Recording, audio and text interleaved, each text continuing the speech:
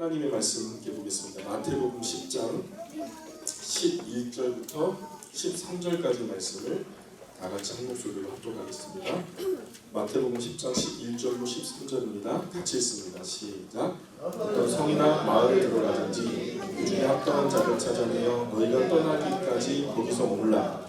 또 그 집에 들어가면서 평안하기를 빌라. 그 집이 이에 합당하면 너희 빈 평안이 거기 임할 것이요 만일 합당하지 아니하면 그 평안이 너희에게 돌아올 것이니라. 아멘. 지금 예수님께서 제자들을 보내시죠. 그리고 제자들을 통해서 하시고자 하시는 일들은 자신이 하셨던 일들을 제자들에게 그대로 요구하십니다.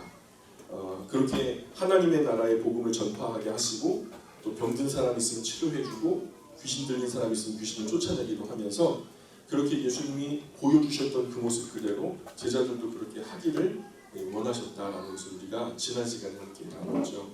예수님 제자들은 목회자로 부르는 한 사람을 얘기하는 것이 아니라 그 이후 예수님의 가르침을 따르는 모든 성도들을 향한 말씀이다. 그래서 평신도는 모두가 제자들이거든요. 목회자도 사실은 제자입니다. 그런 의미에서 우리는 같은 일을 해야 되는데 예수님이 하셨던 3대 사역이 있다고 말씀드렸죠. 뭐죠?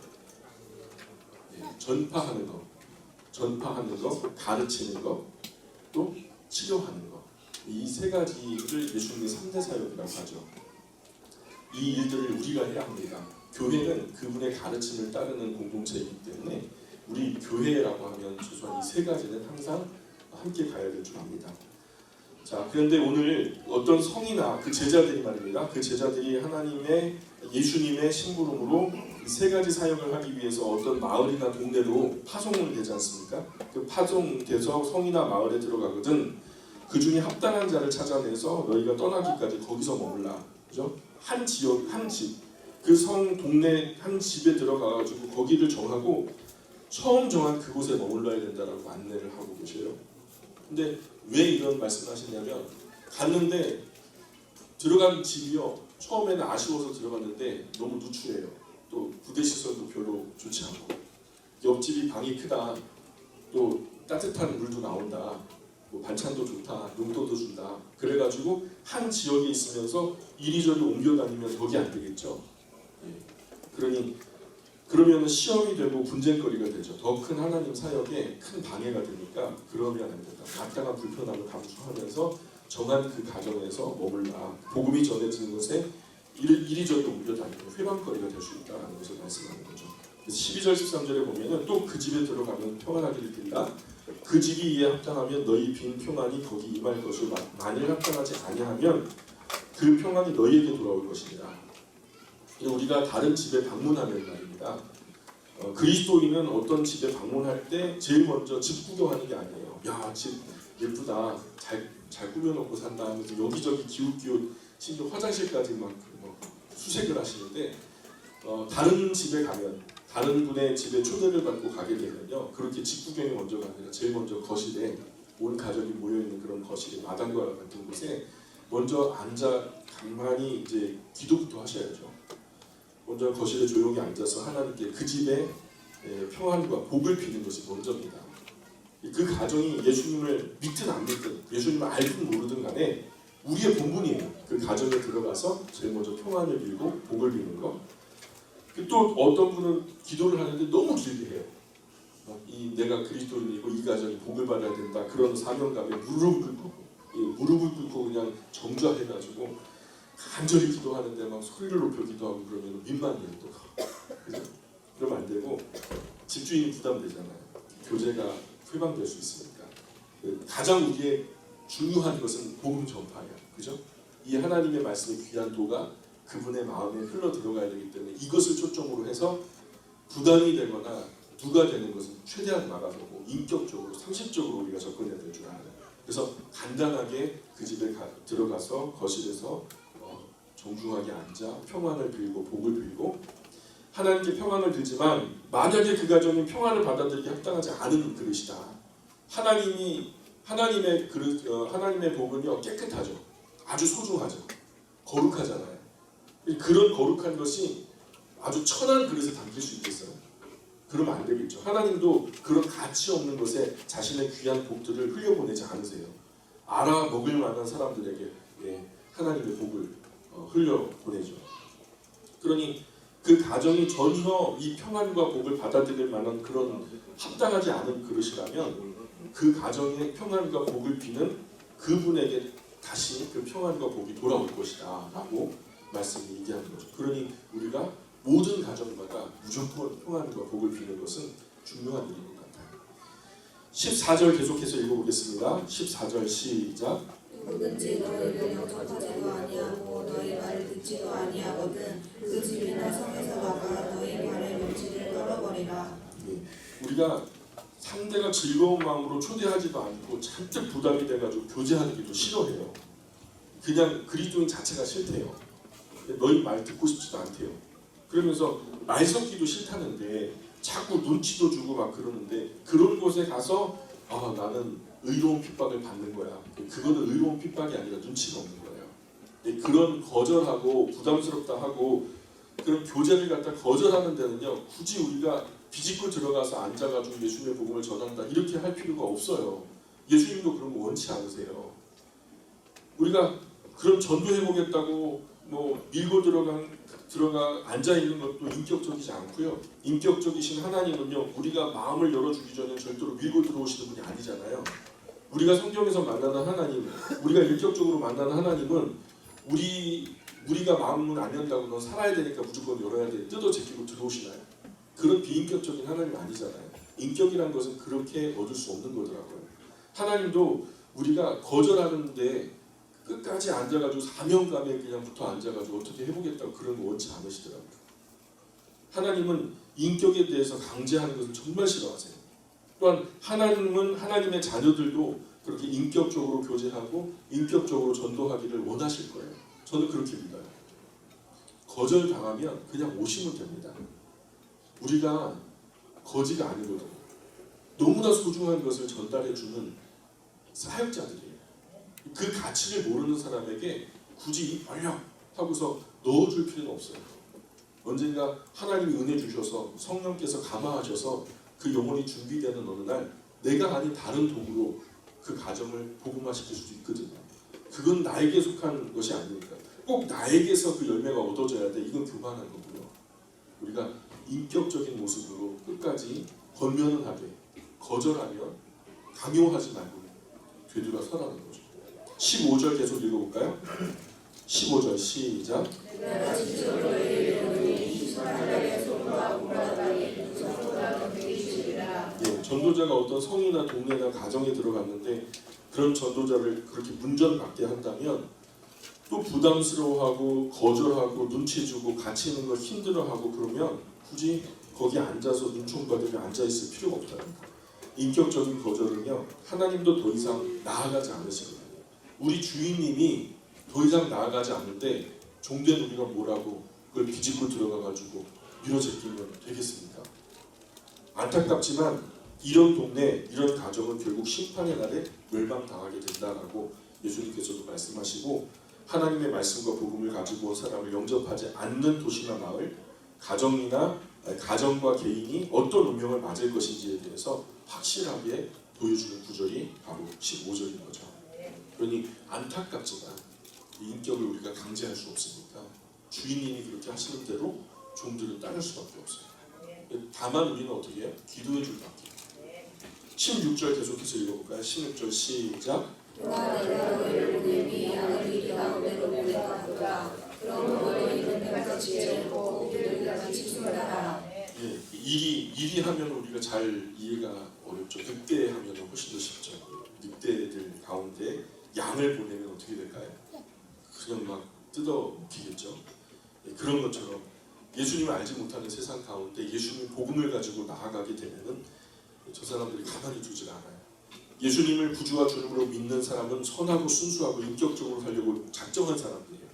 내가 과거에는 어떻게 살았든 간에 이제는 좀 다르게 살아보겠다. 근데 그 다르게가 어떻게 되는 기준이 예수님의 가르치는 거예요.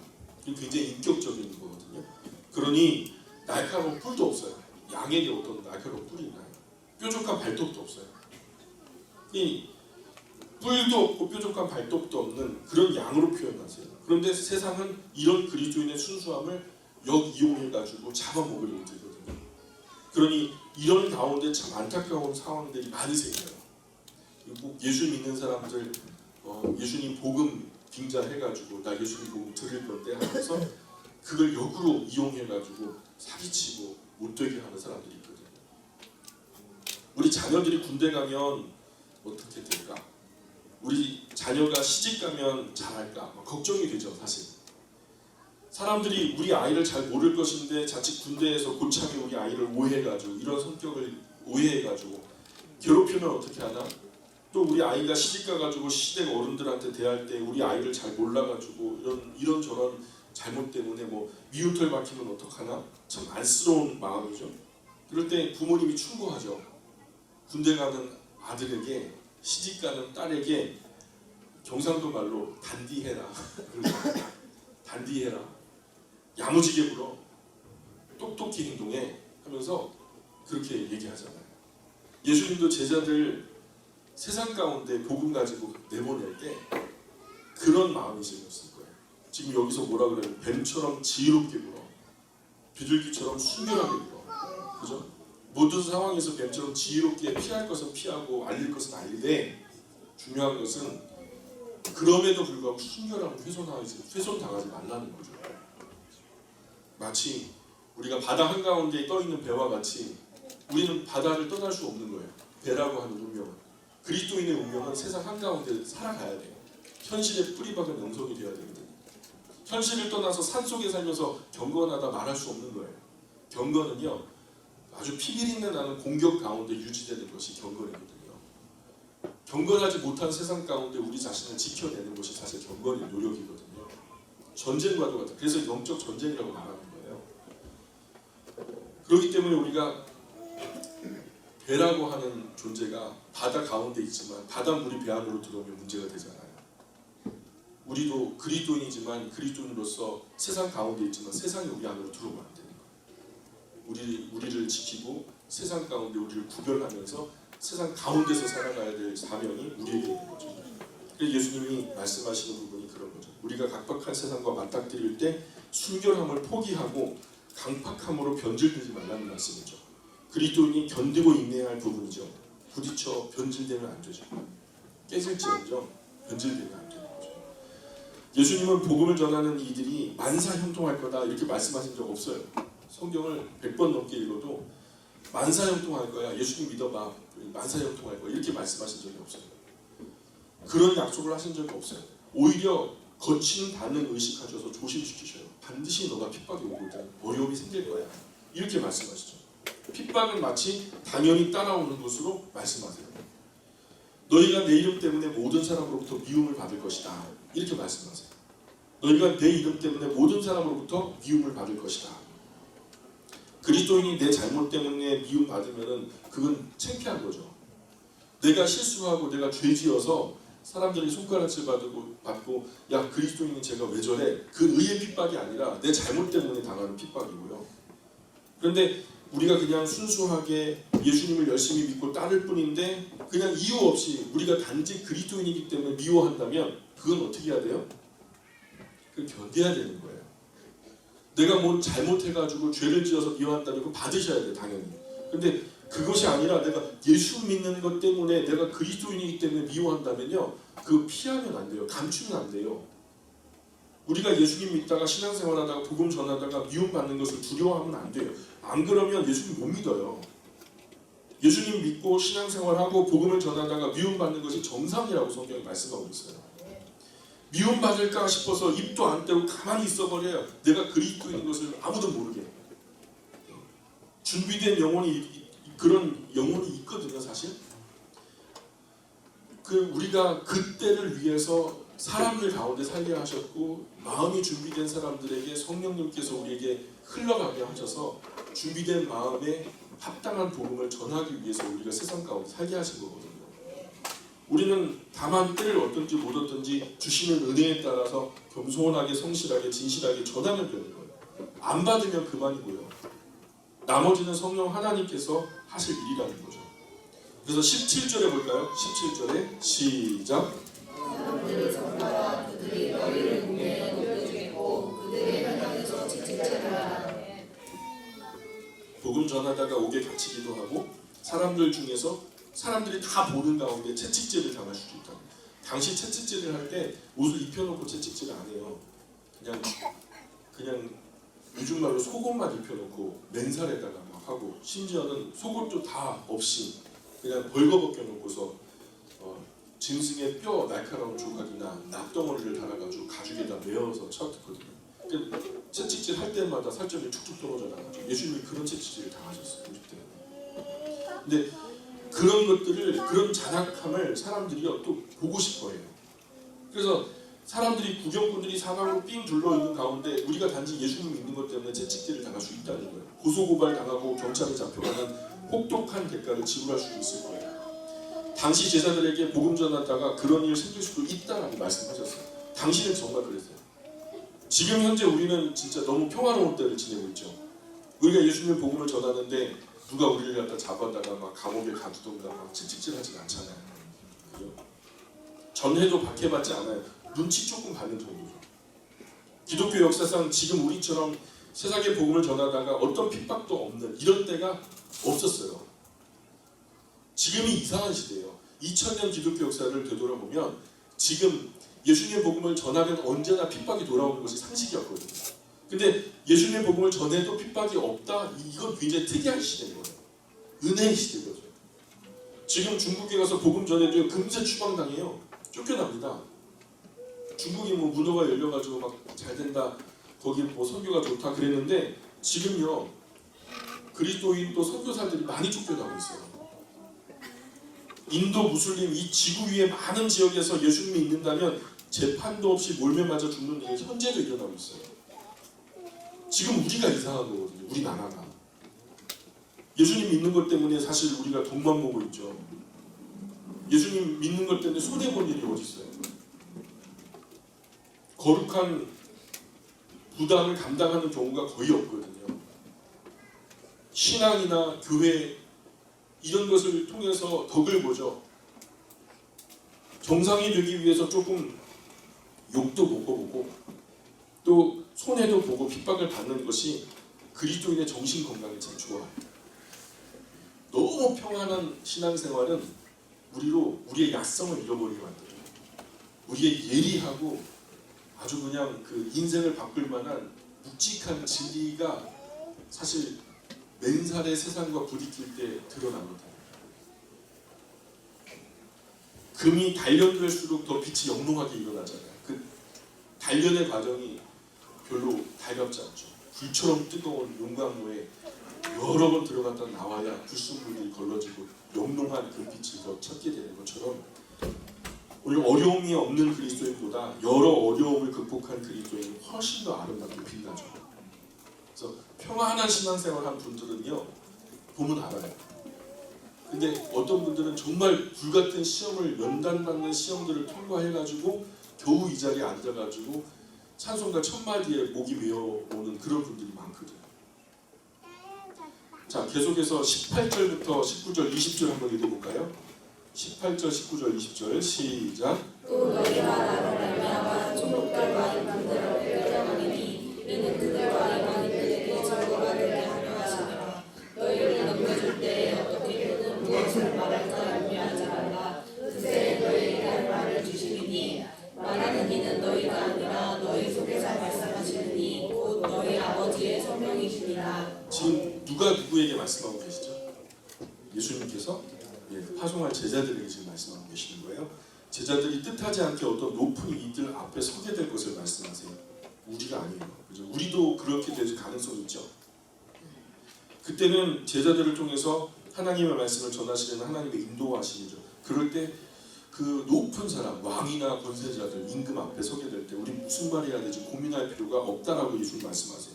성령 하나님께서 제자의 입에 마땅히 할 말을 주실 것을 믿으면 된다라는 거예요. 그러니 성령 하나님께 온전히 의지해서 우리를 사용하시도록 내어드리면 된다는 거죠. 저도 설교를 하잖아요. 설교를 하다 보면 나름 원고를 정말 철저하게 준비합니다. 적어도 글을 쓰는 것까지도 굉장히 긴 과정이지만 글을 쓴 다음에 다시 퇴고하는 것을 여러 번 반복하거든요. 그래도 제가 익숙하기 때문에 제 글이 익숙하기 때문에 그 행간에 잘못된 내용이나 오타가 있을 수 있으니까 그걸 꼭 제 아내한테 감수를 받아요. 국문과 출신이라 잘 봐요. 그래서 오타도 잘 잡아내고 어떨 때는 야단을 굉장히 많이 맞습니다. 마음이 콩밭에가 있네 막 그러더라고요. 그렇게 감수를 받아요. 그런데 이 하나님의 말씀을 전하는 도중에 전혀 뜻하지 않게 하나님께서 어떤 이야기들을 떠오르게 하셔요. 그래서 뭔가 이 시간 이 마음을 이분들에게 전달해주고 싶으신 하나님의 마음이 느껴지면서 그것을 첨부해야 되겠다. 원고를 포기하고서라도 이 이야기를 드려야 되겠다라는 생각이 들 때가 있거든요. 그건 저의 생각이 아니에요. 이런 것들을 많이 느껴요. 전하는 저도 전율이 될 정도로 큰 감동이 될 때가 많거든요. 제 안에 성령님께서 대신 하시는 말씀을 제가 느껴요. 나는 전도 못한다 하는 분이 있죠. 못해도 괜찮아요. 찾아가서 그 사람 앞에 서면 우리 성령님께서 우리 입에 합당한 말을 주실 거예요. 우리에게 뭐가 없어야 되냐? 욕심이 없어야 돼요. 의도나 욕심이나 이런 것들이 없으면 성령님한테 나 자신을 내어드리고 하나님 이분과 오늘 교제할 겁니다.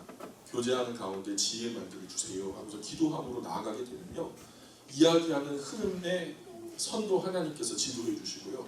어느 적절한 순간에 우리가 들었던 하나님의 말씀 중에 하나를 떠오르게 하시고 그것을 전달해야 할 필요성을 느끼게 하시거든요. 그렇게 잠잠히 전달되는 것이 전도예요. 그래서 먼저는 잘 듣고 그 교제하는 분과 잘 들어주시고 듣다가 떠오른 생각을 갈무리게 해가지고 조곤조곤 급하지 않게 그러나 진부하지 않게 너무 욕심부려가지고 오늘 내가 이걸 다 전해야 돼 그럴 필요성 없어요. 이제 다음 약속을 또 기약하면서 내가 못하더라도 우리 성령님께서 나 아닌 다른 도구를 사용하실 수도 있으니까 나는 나의 몫을 오늘 잘 감당하면 되는 거죠. 그러니까 진부하지도 않게 겸손하게 온유하게 전할 수 있기를 바라요. 예. 말하는 이가 너희가 아니라 너희 속에 말씀하시는 이 곧 너희 아버지의 성령이시니라 이렇게 말씀하잖아요. 21절에 계속 읽어볼까요? 21절 시작. 장차 형제와 형제를 아버지와 자식을 중교에 내주며 자식들이 본을 대적하여 죽게 하리라. 예, 기독교 역사를 보면은 복음을 전하다가 이런 일 무수하게 당하거든요. 예수님도 정직하게 바르게 복음 전하다가 이런 어려움 당할 수 있다는 말씀을 하셨어요. 예수님 믿고 복음 전도 많이 하면 만사 형통한다는 말 단 한 번도 하신 적 없고요. 그야말로 만사가 불통이 됩니다. 범사가 손해보고 그건 기본이에요. 불이익이나 핍박은 보너스고요. 지난 2000년 초급해봐도 최근 200년 안에만 예수 믿어서 만사 형통한다, 예수님 믿으면 복 받는다 이런 이상한 말들이 돌기 시작한 게 200년이 안 돼요. 기복주의 신학, 성공주의 신학이 등장한 게 200년도 안 돼요.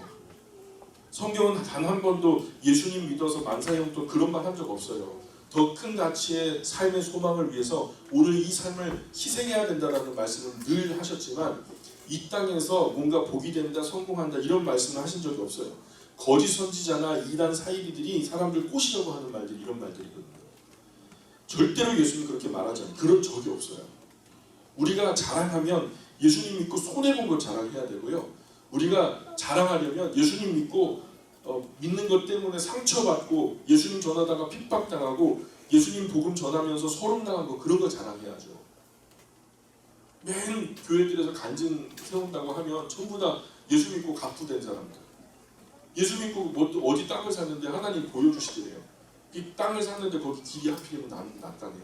10배로 뛰어가지고 막 10배도 안 돼요. 비교도 안 돼요. 막 몇십 배가 떼가지고 뛰어가지고 11조만으로도 뭐 교회가 먹고 산다 이런 얘기 하는 거예요. 저는 그거 복이라고 보지 않거든요. 뭐 그거 나쁜 건 아닌데 사실 그건 아니죠. 훗날에 우리가 자랑할 것이 있다면 예수님 때문에 덕본 얘기보다는 예수님 때문에 손해보고 상처받고 핍박당하고 소름당한 것 우리가 하나님 앞에서 더 자랑스럽지 않겠어요? 그죠? 나중에 하나님 보좌 앞에 가가지고요 그 어느 영화처럼 위통이 딱 하고 여기는요 예수님 때문에 어디서 복음 전하다가 당한 거고요. 바울이 그러지 않았겠어요? 훗날의 그 상처들이 하나님 보좌 앞에서 큰 영광의 흔적들이 되리라고 저는 믿어요. 22절 계속해서 읽어볼까요? 22절입니다. 시작. 너희가 제 이름으로 말미암아 모든 사람에게 미움을 받으시나 끝까지 견디는 자는 구원을 얻으리라. 아주 큰 시험이죠. 사탄 마귀는요, 절대로 우리가 올바른 신앙의 토대 위에 끝까지 서도록 내버려두지 않아요. 불같이 우리를 괴롭히고 원래의 본질적인 삶에서 벗어나게 하려고 온갖 유혹과 핍박을 한쪽에서 유혹하고 한쪽에서 핍박하고요. 그래서 그런 이 친척은 물론이고요, 심지어 부모 형제에게도 버림을 받게 만들죠. 시편 27편 10절에는 뭐라고 말씀하냐면 내 부모는 나를 버렸으나 여호와는 나를 영접하시리이다. 심지어는 부모님에게 버림받을 각오도 하고, 사실 예수님 믿는 것 때문에 종교가 다를 경우에 너 더 이상 이거 예수님 믿을 거면은 호적에서 너 파내린다.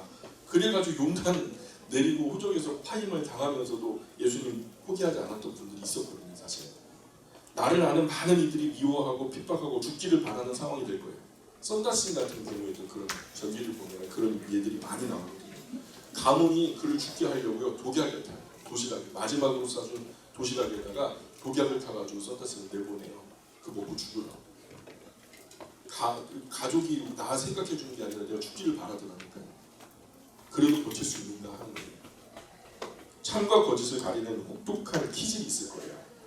그리스도인이라면 살면서 한 번 이상은 반드시 이런 상황을 만나게 될 거예요. 내가 진짜냐 거짓이냐를 가리기 위해서 하나님께서는 이런 혹독한 고난을 경험하게 하십니다. 지혜로운 결단이 있기를 축복합니다. 23절 계속 읽어볼게요. 23절 시작. 이 동네에서 너희를 학대하거든 저 동네로 피하라. 내가 진실로 너희에게 이르노니 이스라엘의 모든 동네를 다 다니지 못하여서 인자가 오리라. 예수님께서 재림하신다는 얘기일까요? 이게 참 이 구절도 난해 구절에 속해요. 이 동네에서 핍박하거든 저 동네로 피해라 해놓고 이어서 하신 말씀이 내가 진실로 너에게 이르노니 이스라엘 모든 동네를 다 다니지 못해서 인자가 오리라 하셨거든요. 아무래도 말이 참 안 맞아요. 잘 이것에 대한 입장이 몇 가지가 있는데, 첫 번째는 헬라어 원문에 보면은 오리라 하고 하는 단어가 있는데 에르코마이라고 하는 단어를 써요.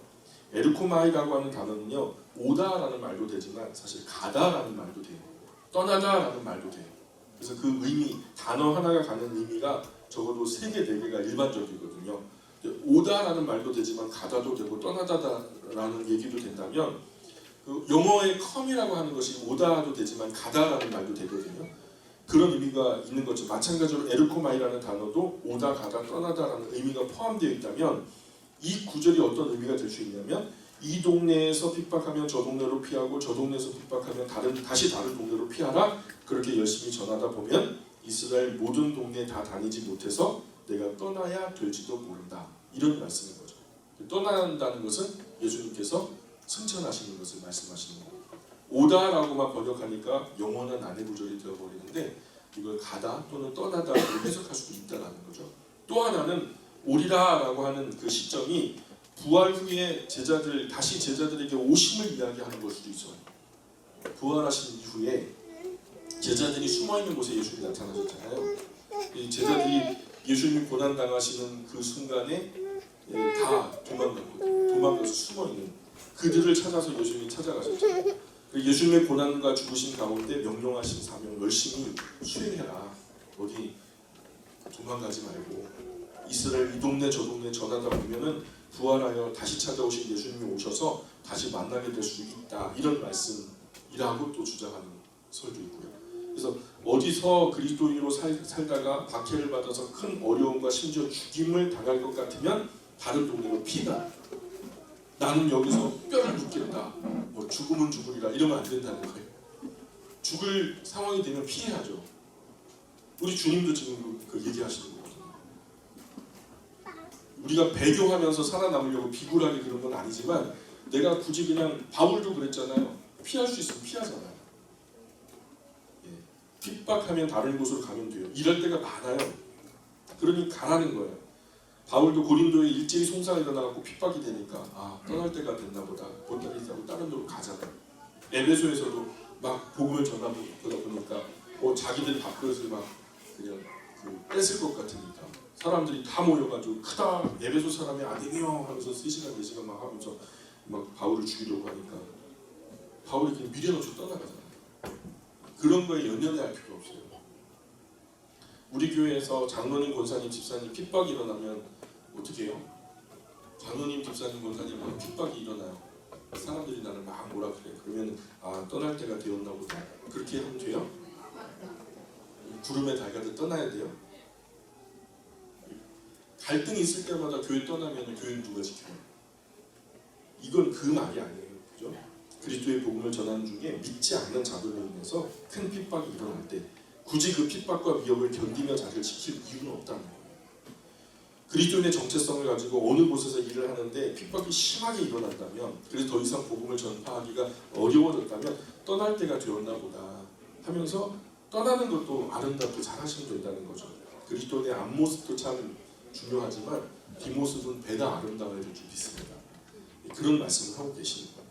24절, 25절 계속해서 읽어보겠습니다. 24절, 25절 시작. 제자가 그 선생보다 또는 종이 그 선전보다 높지 못하나니 제자가 그 선생 같고 종이 그 선전 같으면 좋다도다. 집주인을 말할 사람이라 하였거든 하물며 그 집 사람들이라. 예, 앞으로 신앙생활 하시다가 힘이 든 일들도 있을 거죠. 분명히 있을 거예요. 그러나 아무리 힘이 들어도 예수님보다 덜 힘들죠. 그거 꼭 명심하셔야 돼요. 예, 그러니까 불평하지 마셔요. 일하다가 힘이 들면요, 그래도 예수님보다 덜한 걸 하면서 위로받으시길 바래요. 우리 예수님보다는 우리가 훨씬 더 좋은 대우 받고 있는 건 틀림없잖아요. 그죠? 가끔 제가 목회자로서 양심의 가책을 느낄 때가 많아요. 우리 정말 목사님 하면서 대접해 주시면서 막 높여주시면서 막 그렇게 대접받는 자리에 가가지고 이렇게 뭔가 교제를 하다 보면 예수님이 일평생 이런 대접을 한 번이라도 받아보셨을까 이런 생각이 들 때가 있어요.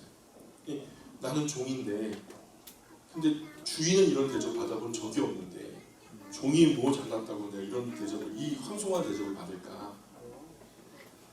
참 너무 민망해요. 그리고 대접받는 자리에서 정말 민망한 경우가 많이 있어요.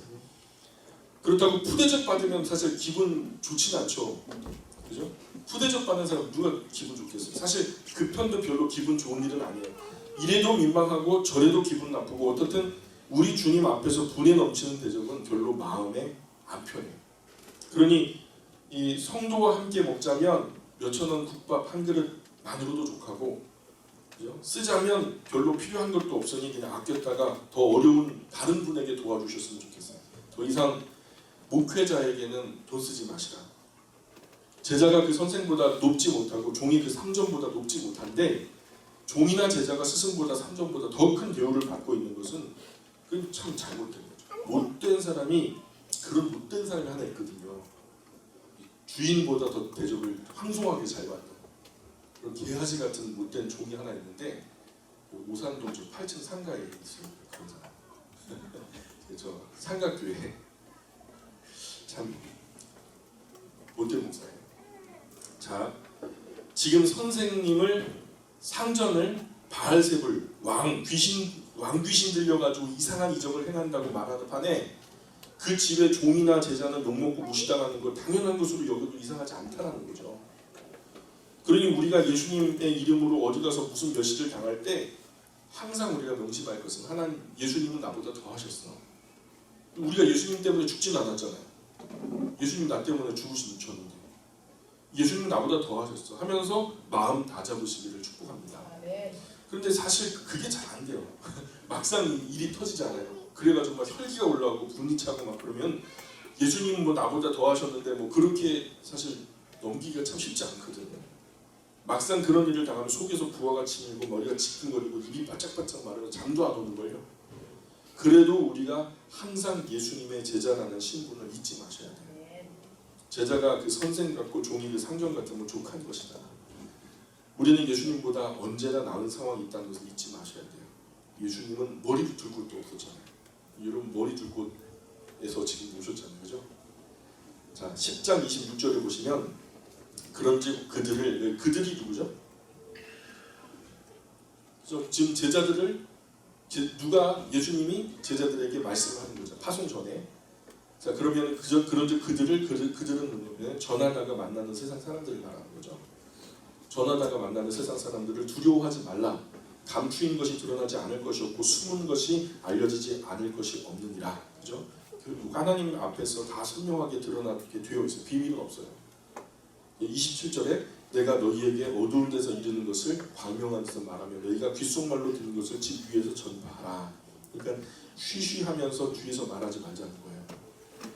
예수님 믿는다는 것을 숨기고 사람들이 어디 가요? 어디 가세요? 오늘 날 좋은데 어디 가세요? 저기 가요. 예배 나간다고 말하면은 내가 예수님 믿는 거 들킬까 봐. 성경책도 막 보따리 막 싸가지고 배낭에다 메고 와. 예수님 믿는 게 창피해. 예수님 창피해요. 예? 오히려 더 당당하게 예수님 때문에 오해받는 것을 오히려 더 기쁘게 생각하면서 그렇게 우리가 당당해져야 되지 않겠어요? 근데 번개불에 콩고 먹듯이 내가 예배당에 왔다 간 것을 아무에게도 알리지 말라. 여유롭게 예배당에 나오셔서 마음 내려놓고 하나님께 기도로 여쭙고 성도들과 사는 이야기도 나누고 심지어는 뭐 그냥 할 일이 없어갖고 방에 가만히 앉아가지고 따뜻한 방바닥 있잖아요. 그냥 할 일 없이 지그시 눈 감고 졸고 계셔도 그러다가 할 일이 생각나면 이 일 저 일 돌보기도 하시고 예수님 믿는 것을 숨기면 안 돼요. 이곳에서의 시간들을 갖다가 그냥 번개불에 콩고 먹듯이 그냥 확 하고 그냥 가버리고 그러면 안 되는 거예요. 항상 우리가 우리의 정체성이 여기 있기 때문에 여기를 자랑스럽게 여기셔야 되겠습니다. 28절 계속 읽어보겠습니다. 시작. 죽어도 영혼은 너희 죽지 못하는 자들을 두려워하지 말고 오직 몸과 영혼을 너희 지옥에 멸하실 수 있는 이를 두려워하라. 우리 몸을 어떻게 할까봐 사람의 권세를 두려워하지 말아라. 어떻게 할까봐, 그죠? 훗날 영혼까지 지옥에 집어 던질 수 있는 이런 분을 두려워해야 하죠. 하나님을 두려워해야지 사람 너무 두려워하면 안 된다라는 거죠. 그 말씀입니다. 29절에도 보니까 계속 읽어볼게요. 29절 시작. 참새 두 마리가 한 악사리온에 팔리지 않느냐. 그러나 너희 아버지께서 허락하지 아니하시면 그 하나도 땅에 떨어지지 아니하리라. 그러니까 우리가 너무 삶과 죽음을 두려워하거나 겁내면 안 돼요. 사나 죽으나 우리가 주의 것인데, 그죠? 우리의 생사는 다 하나님께서 알아서 하시니까 1년 살든 100년 살든 하나님이 알아서 하시니까 여기 마태복음에서는 참새 두 마리가 한 아사리온에 팔린다 했죠. 아사리우스라고 하는 청동 화폐 단위를 말하는데 데나리온의 16분의 1 가치예요. 16분의 1 가치. 우리 식으로 말하면 한 1, 2천 원? 뭐 많아봤자 3천 원 정도 상관에 그러면은 뭐 두 마리가 한 아사리온이니까 한 마리가 한 1,500원 정도 되나요? 그런데 지금 누가복음에는 참새 5마리가 두 아사리온에 팔린다고 기록되어 있어요. 여기 마태복음에는 두 마리가 한 아사리온, 누가복음에는 5마리가 두 아사리온. 어디가 남아요? 이왕이면은 두 아사리온인데 원래대로라면 4마리인데 한 마리는 덤이죠. 그죠? 계산상으로 하면은 두 마리가 한 아사리온이라면 두 아사리온에 4마리 받아야 되는데 거의 플러스 1 해가지고 덤으로 붙여주더라고요. 덤으로 끼워줄 만큼. 마트에 가면 그런 거 많잖아요. 큰 세제 사면은 여벌로 쓸 거 조금 이렇게 옆에다 붙여주는 거 그런 거 있잖아요. 그런 것처럼 그 하찮게 여겨지는 것들을 말하는 건데 그런 작은 것들도 하나님의 허락이 아니면 땅에 떨어지지 않는데 그러나 너희는 그 많은 참새보다 귀하다라는 말씀을 하고 계시는 거죠. 심지어 제가 늘 은혜를 크게 받는 말씀인데 이 자리에도 은혜 받으실 분이 몇 분 계셨는데 제가 크게 위로받고 은혜받고 격려받는 말씀이 30절 31절이에요. 같이 읽어볼까요? 시작. 너희에게는 너희까지 다스린 바 되었나니 두려워하지 말라. 너희는 많은 참새보다 귀하니라. 솔직히 두렵거든요. 그죠? 솔직히 아침 머리 감을 때 머리털 많이 빠져가 덜컥 겁이 나지. 대머리 되는 거 아니야? 막 그래서. 그런데 또 가만히 생각하면 하나님도 이 상황 다 아시겠구나. 하나님 이 상황 다 아시겠구나 싶은 거죠. 그런 생각이 드니까 또 위로가 되고 든든해지고 마음에 평화가 생기죠. 32절 33절 읽어볼까요? 누구든지 사람 앞에서 나를 시인하면 나도 하늘에 계신 내 아버지 앞에서 그를 시인할 것이요 누구든지 사람 앞에서 나를 부인하면 나도 하늘에 계신 내 아버지 앞에서 그를 부인하리라. 예수님께서 이렇게까지 말씀하셨는데 베드로는 어린 여자아이가 찾아와가지고 예수님 핍박받고 있는데 그 모닥불 때 춥다고 또 춥대요. 또 모닥불 앞에 가고 불 쬐고 앉았어. 그러면서 어린 여자아이가 와가지고 모든 사람 앞에서 이제 당신 예수님과 함께 일행으로 서 있는 거 봤는데요. 그랬더니 모든 사람 보세요. 거기 말씀에 그렇게 나와요. 부인하여. 그래서 나는 너가 무슨 말을 하는지 모르겠다. 두 번째 똑같은 이야기로 도전을 받으니까 맹세하고 부인하여 이르되 나는 그 사람을 알지 못한다. 세 번째 또 물으니까 저주하고 맹세하여 가로되 나는 그 사람을 도무지 알지 못한다. 이렇게 말했거든요. 그럼 이렇게 되면은 예수님도 나중에 오셔가지고 하나님의 심판대로 나도 너를 도무지 알지 못한다. 그러면 되잖아요. 그럴 수 있어요, 없어요? 그럼 공평한 거 아니겠어요? 베드로는 이렇게 세 번이나 심지어는 부인한 정도가 아니라 부인하는 것에다 맹세하고 맹세하는 것에다 더 저주까지 퍼부었어요. 그래서 예수님이 나중에 정말 그 심판의 칼날을 잡으셨을 때 베드로에게 가셔서 너 나 모른다 그랬지? 나도 너 몰라. 그러면 사실 공평한 거거든요. 근데 그러면은 베드로는 영원히 아웃이죠. 끝장이죠. 베드로의 사건에서 우리가 한 가지 알 수 있는 것은 우리 주님의 자비하심을 알 수 있어요. 베드로는 그렇게 예수님을 대우했어도 예수님은 베드로를 그렇게 대하지 않는다는 거. 끝까지 주님을 부인하다가는 그런데도 베드로는 회개하고 돌아왔으니까 감사하지만 끝까지 예수님을 거절하고 부인하면 주님도 당신을 부인하게 될 거예요. 혹시 예수님 안 믿는 척 한 적 없어요? 어디 다 사람들이 막 모여가지고 막 술잔 기울인 회식 자리 같은 데 갔는데 내가 예수님 믿는다고 하면은 나한테 술 안 주고 뭐 여기 교제권에서도 뭐 이렇게 멀어지고 그럴까봐 사람들이 교회를 욕하는 자리 막 거기 가면은 막 교회 욕 많이 하잖아요.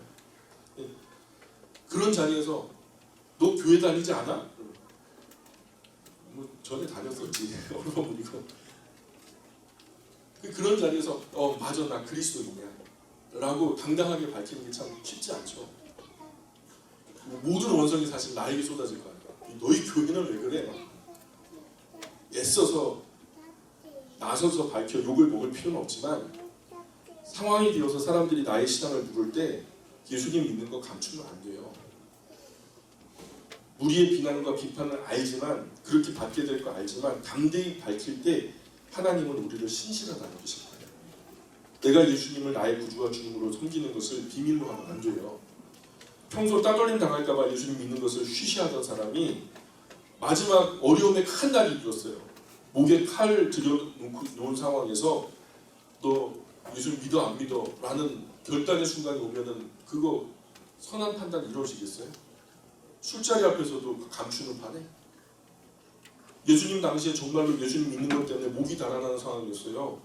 예수님 믿는 사람들을 잡는 게 그렇게 쉬웠대요. 뭐만 물어보면 되냐면 목에다 칼을 들이밀고서 말했대요. 예수가 그리스도냐 저주받은 자냐. 유대인들이 죽이려고 할 때 예수가 그리스도냐 성경에 말하는 메시아냐 아니면 저주받은 자냐 둘 중에 하나 얘기해라. 그러면은 성령 하나님으로 말하는 사람은 예수는 그리스도다 라고 말하는 거예요. 근데 성령 하나님이 함께하지 않는 사람은 예수는 저주받을 자야 이렇게 얘기하는 거예요. 그러면 사는 거죠. 성령 하나님의 도움이 아니고서는 예수님을 주시라 할 수 없느니라 말씀하셨어요.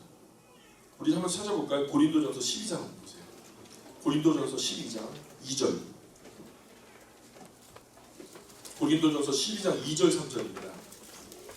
같이 한번 읽어볼게요. 시작. 너희도 알거니와 내가 이방인으로 있을 때 말 못하는 우상에게로 그대로 끌려가느니라. 그러므로 내가 너희에게 알거니 하나님의 영으로 말하는 자는 누구든지 예수를 저주할 자라 하지 아니하고 또 성령으로 아니하고는 누구든지 예수를 주시라 할 수 없느니라.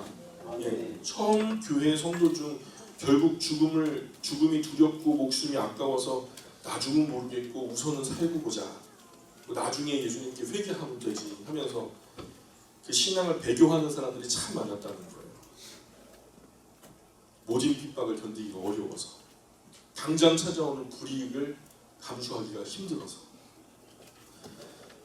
10장 34절 36절까지 같이 계속 읽어보겠습니다. 10장 34절 35절 36절 시작. 내가 세상에 합당하고 물질로 생각하지 말라. 하나님으로 공주로 받아라. 내가 무엇은 하나님의 그 아버지와 딸의 어머니와 너희가 시어머니와 부하의 딸을 남기니 사람의 원수가 자기 집안 식구리라. 예수님 믿는 과정에 반드시 이런 일이 벌어집니다. 이 신앙 때문에 명절만 되면 싸움이 나죠. 그죠? 제사 때마다 냉랭해지고요. 진리는 양보될 일이 아닙니다. 진리를 양보하는 것은 사실 진리는 죽는 거거든요. 진리는 양보가 없어요. 타협이 없어요. 진리에 있어서는 엄마도 안 되고 아빠도 안 돼요. 사실 며느리도 안 되고 형제도 안 돼요. 대통령이 와도 안 되고 검찰 데려가도 안 돼요. 누가 와도 안 돼요. 그러면 당연히 평화가 깨지고 불화가 일어나죠. 이런 말씀이 없었으면 신앙 때문에 싸움이 일어났을 때 그만뒀을 분들 많았을 거예요. 그래서 성경에 지금 그렇게 된다고 써 있잖아요. 진리를 따르는 사람의 삶의 정상적인 현상이에요. 그래서 37절에 마침표를 찍듯이 확실히 찍어주시는 말씀이 같이 읽어볼게요. 아버지나 어머니를 나보다 더 사랑하는 자는 내게 합당하지 아니하고 나보다 더 사랑하는 자도 내게 합당하지 아니하며. 이 구절에 나보다 할 때 나는요 진리가 되시는 예수님이죠. 어느 날 우리 아내가 광고를 보다가 그래 서령이 이뻐 내가 이뻐 뭐 말만 조금 있다가 또 다른 광고가 나오는 거야. 찌리가 이뻐 내가 이뻐 그러는 거야. 여기서 망설이면 끝장납니다. 0.5초도 망설이면 안 돼. 바로 당신이 말 끝나기가 무섭게 당신 훨씬 이쁘지 그래야 돼. 우리 아버지도 잘 아셨죠?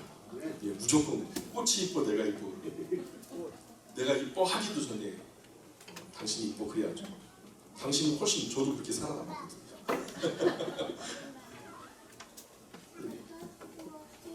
뭐 그렇게 해야죠. 뭐 살려면 하나님 대화하고 같이. 어른들이 아이들에게 해서는 안 되는 질문이 있거든요. 엄마가 좋아 아빠가 좋아 영원히 해결될 수 없는.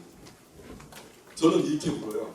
꼬맹이들은 아빠가 좋아 아빠가 좋아 고민할 필요 없죠. 그럼 아빠가 좋다는 거죠.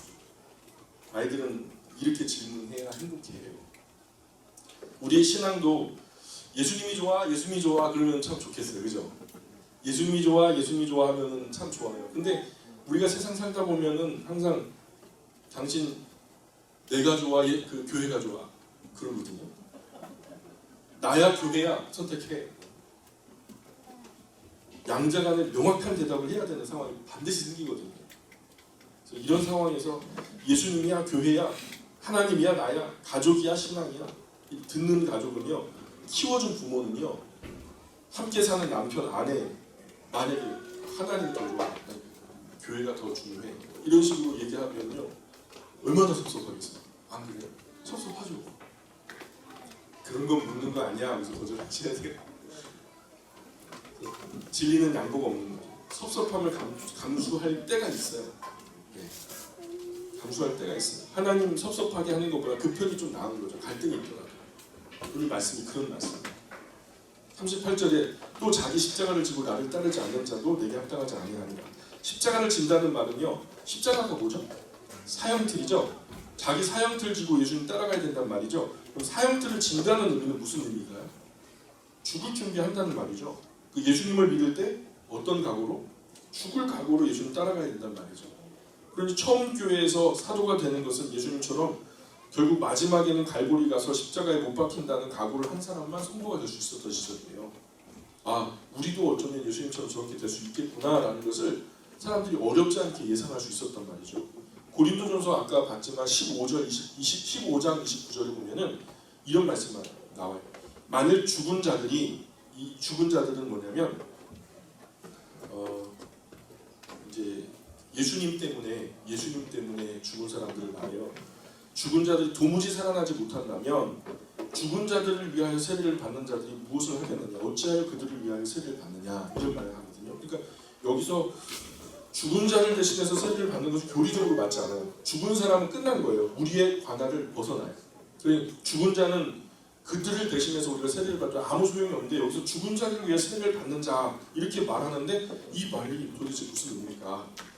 예수님을 믿는 신앙 때문에 핍박 가운데 앞선 성도가 죽었어요. 예수 믿는 사람이. 예를 들어 봅시다. 그 사람이 예배당에 나와서 맨날 종을 치는 일을 했다고 생각해 보세요. 종을 치는 일을 하는 그분이 순교를 당하셨어요. 이제 그럼 종 칠 사람이 있어요, 없어요? 종 칠 사람이 없으니까 이 사명의 일을 누군가 해야 되는데 뒤따라서 종을 칠 사람이 없기 때문에 누가 이 일을 해야 하나 할 때 내가 대신할게요 하고서 종 칠 사람이 나왔단 말이에요. 그럼 그 사람이 제일 먼저 하는 것은 세례를 줘요. 죽은 자를 대신해서. 무슨 말인지 아시죠? 죽은 사람, 그 사람을 위한 것이 아니라 그 사람이 했던 그 사명의 일을 맡기 위해서 죽은 사람을 대신해서 내가 세례를 받고 내가 그분 뒤를 따라서 이 일을 할게요 하고 헌신한다는 의미거든요.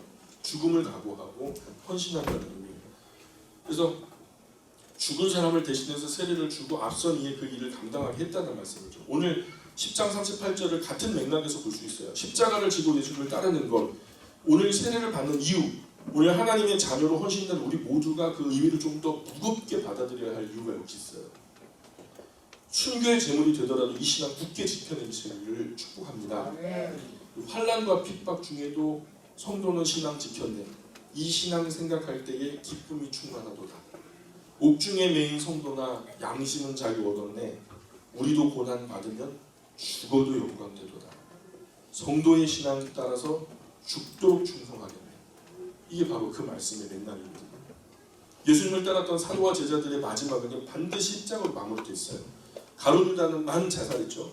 사도 요한도 이제 살아있는 순교자로 살았고요. 다 남은 모든 사도들, 그분을 따랐던 모든 제자들 다 순교했어요. 그 후로 예수님을 따라 신앙에 앞장섰던 속사도들도요.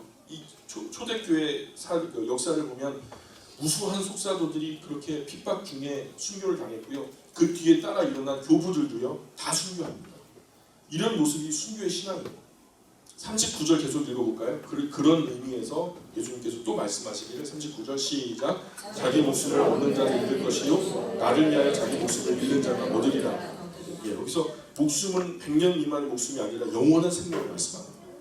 살고 싶어 진리를 포기하면 영원한 생명을 얻지 못하고요. 살고 싶지만 진리를 위해서 100년 미만의 목숨을 포기하면 영원한 생명을 얻게 된다는 말씀이에요. 이 당시에는 순교를 각오해야 영원한 목숨을 얻는 것이거든요. 지금도 다르지 않아요. 진리를 위해 이 정도의 각오가 되어야 예수님을 따르는 제자의 삶이라고 할 수 있는 거죠. 겁나지 않아요? 자꾸 진리를 타협하고 애누리하고 엉뚱한 소리를 엎고 덮고 할 이야기가 아니에요. 이건 생짜배기로 그냥 생살로 우리가 고백해야 되는 신앙의 고백이거든요. 진리는 아주 명확하고 선명하게 우리 앞에 쓰여져 있어요.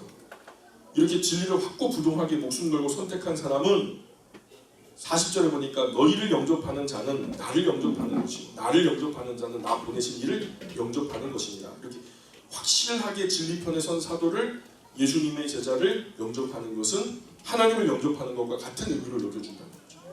실제로도 그렇고요. 고넬료 이야기를 우리가 잘 알잖아요. 예수님의 제자를 영접하니까 그 가정에 하나님께서 그 가정에 들어오셔서 그 가정에 구원이 되어주시잖아요. 생명이 되어주시잖아요. 41절 42절 보세요.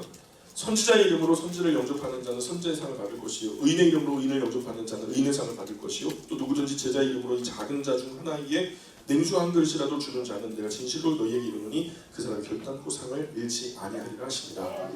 선지자의 이름으로 선지를 영접하면 그 일에 동참하는 꼴이 되잖아요. 그죠? 선지자의 상을 같이 받게 된다는 거예요. 같은 이치로 의인의 이름으로 의인을 영접하는 사람은 의인의 상을 받고요. 제자의 이름으로 제자를 영접하면 제자의 상을 받게 되겠죠.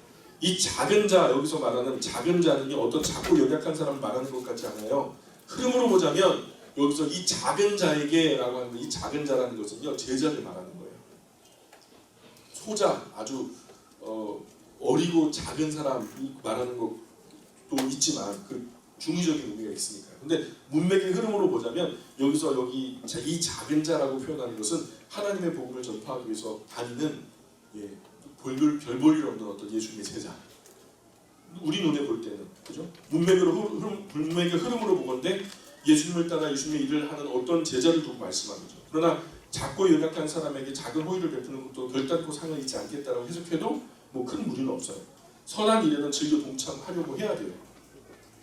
그 일 끝에 영혼이 구원받는 일이라면 더더욱 적극적으로 동참하셔야 되고요. 가든지 보내든지 하나는 해야 될 거 아니에요. 내가 가든지 아니면 누군가를 보내든지 둘 중에 하나는 해야 될 거 아니에요. 나중에 훗날에 심판대 앞에서 하나님이 너 뭐 하다 왔냐? 저는요 가지도 않았고요 보내지도 않았습니다. 그럼 하나님 뭐라 하실까요?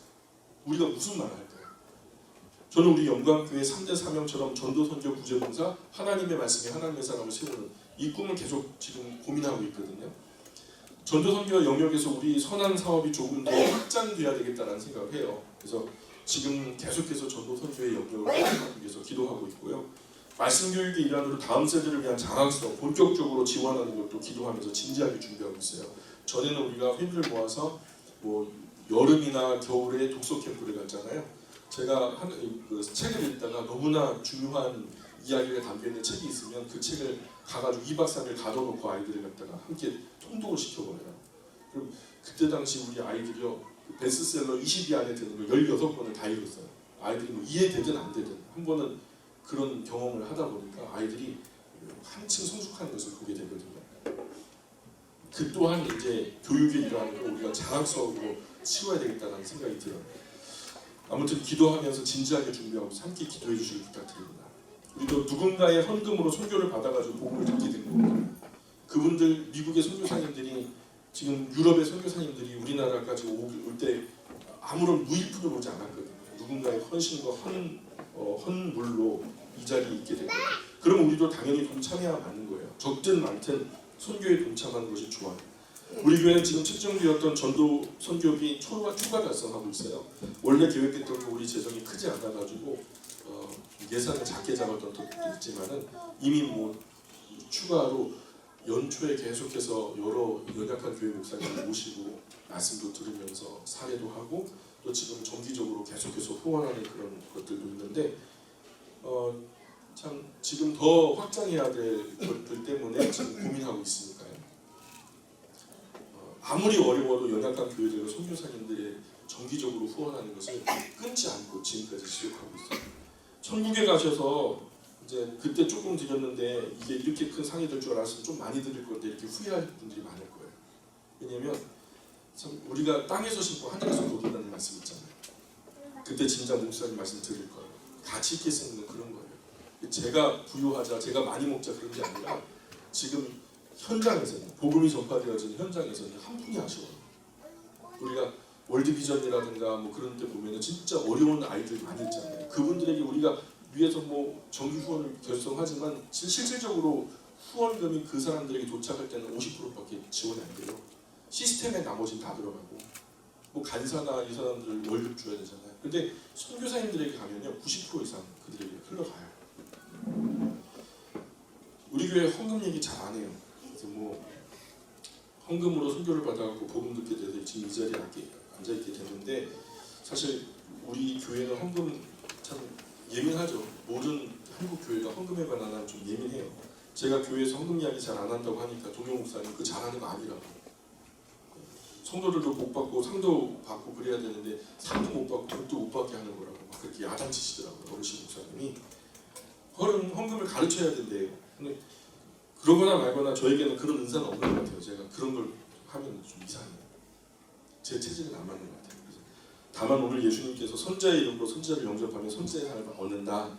의인의 이름으로 의인을 영접하면 의인의 상을 받는다. 제자의 이름으로 작은 자에게 냉수 한 그릇이라도 대접하면 결단코 상을 잃지 않겠다라고 말씀하셨다는 거죠. 같은 이치로 선교사의 이름으로 선교사를 영접하면 선교사님의 상을 얻게 되겠죠. 가는 자나 보내는 자나 하나님께서 함께 상을 주실 것 같아요.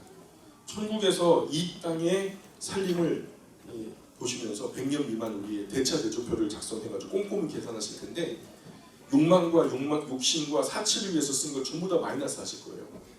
그리고 하나님과 이웃과 선교사 연약한 이들을 위해서 쓴 거 플러스로 남기실 거고요. 산상수훈할 때 말씀하셨잖아요. 예수님께서 나로 말미암아 너희를 욕하고 박해하고 거짓으로 거슬러 모든 악한 말을 할 때에 너희에게 복이 있다. 기뻐하고 즐거워하라. 하늘에서 너희 상이 큽니다. 너희 전에 있던 선지자들도 이와 같이 박해하였느니라. 원문을 보면은 상이 크다가 아니고 폴리스라는 단어로 쓰이는 상이 많다라는 의미예요. 예수님이 많다 하시면 진짜 많은 거예요. 담임 목사는 더 섬기거나 염려할 필요 없어요. 하루하루 은혜 먹고 잘 살아가니까. 다만 도와주실 것은 우리의 삶의 반경에 정말 도움이 필요한 분이 계시다면 이분이 정말 살림이 어려워요. 뭐 사회복지 사각지대가 많이 있거든요. 정말 현실적으로 어려움으로 힘들어하는 가정과 개인이 있어요. 우리의 삶의 반경에 우리가 먼 나라 이웃 나라는 선교사님 통해서 도움을 되고 우리 생활 반경에 그런 분이나 가정이나 개인이 계시다면 그런 분을 알고 계신다면 저와 함께 좀 나누어 주시고 도움을 함께 고민해 줬으면 좋겠어요. 이 선한일 영광교회 이름으로 우리가 그분들을 도울 수 있도록 우리의 헌금이 정말 낮은 분에게 흘러가 닿을 수 있기를 우리가 기도하면서 좀 우리가 고민해 봤으면 좋겠어요. 제가 볼 때 지금 우리의 헌금 실력은요 이미 일반적인 교회 평균 이상의 상당한 실력을 가지고 있어요. 그런데 헌금 실력이 중요하죠. 그것만큼이나 더 중요한 건 뭐냐면 이 헌금을 어떻게 분배할 것인가, 모여진 이 헌금이 어떻게 아름다운 하나님의 성업에 쓰여지게 할 것인가, 이게 훨씬 더 중요한 거예요. 이것을 같이 고민하셔야 돼요. 우리가 함께 노력해야 할 중요한 부분이에요. 함께 선한 사역을 이루어갈 수 있기를 부탁드립니다. 기도하겠습니다. 하나님 아버지.